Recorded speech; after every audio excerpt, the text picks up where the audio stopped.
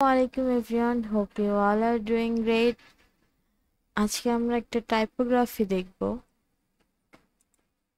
তো টাইপোগ্রাফি করার জন্য অবশ্যই টাইপ টুলটা সিলেক্ট থাকা অবস্থায় আর্টবোর্ডে যে কোনো জায়গায় ক্লিক করলে এই লরেল ইপসন লেখাটা আসবে, যেটা আমরা সবাই জানি। তো আমরা যদি এটাকে একটু বড় করে নিই, আমরা এখানে ক্যারেক্টার প্লেটটা ওপেন করে নিব। এর জন্য আমরা কন্ট্রোল টি দিলে আমাদের ক্যারেক্টার প্লেয়ারটা ওপেন হয়ে যাবে। এরপর টেক্সটটা সিলেক্ট করে আমরা টেক্সটের সাইজটা বড় করে নিচ্ছি এবং এর ফন্টটাও চেঞ্জ করে নিচ্ছি। তো এই ফন্টটা নিয়ে নিলাম আমরা। ওকে,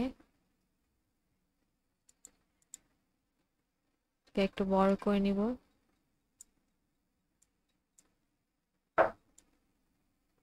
আচ্ছা, এই টেক্সটটাকে আমরা টাইপোগ্রাফি করব। এর জন্য আমরা ক্রিয়েট আউটলাইন্স করে নিলাম। এরপর অবজেক্ট থেকে এক্সপান্ড করে নিলাম এন্ড अगेन এখানে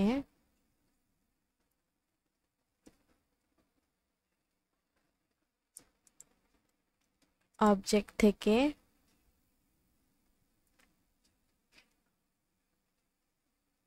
পাথ থেকে অফসেট পাথ করে নিব।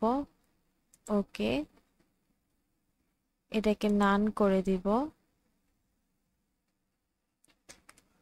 এরপর পাথ ফাইন্ডারে যাব আমরা, পাথ ফাইন্ডার। এরপর ইউনাইটেড করে দিব। এরপর স্ট্রোক কালারটা ব্ল্যাক করে দিব। স্ট্রোকটা একটু বাড়াই নিই আমরা। ওকে, দেখতে পাচ্ছি আমাদের টাইপোগ্রাফির যে ডিজাইনটা আমরা করতে চাচ্ছিলাম হয়ে গেছে। চাইলে আমরা এটার কালারও চেঞ্জ করতে পারি।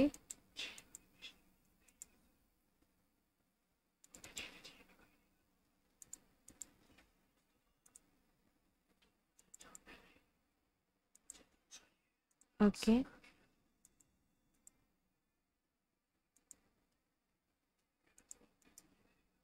আনডু করে নিতে হবে আগে।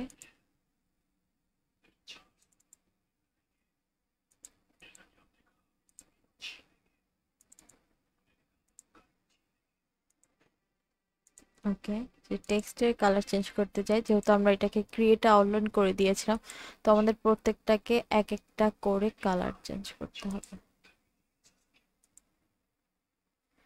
আমরা স্ট্রোক দিয়ে দিয়েছি দেখে।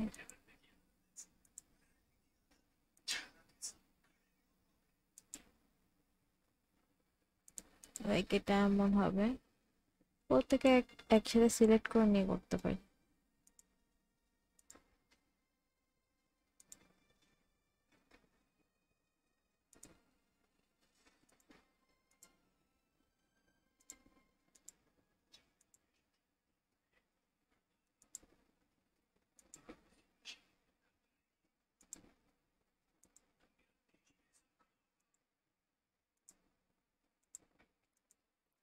তো এভাবে করে আমরা খুব ইজিলি একটা টেক্সটের চারপাশে এরকম অফসেট পাথ হিসেবে এভাবে করে টাইপোগ্রাফি করতে পারি। তো আজকের ভিডিওটা এই পর্যন্তই ছিল। ভালো লাগলে অবশ্যই একটি লাইক, কমেন্ট এন্ড সাবস্ক্রাইব করে দিবেন। আল্লাহ হাফেজ।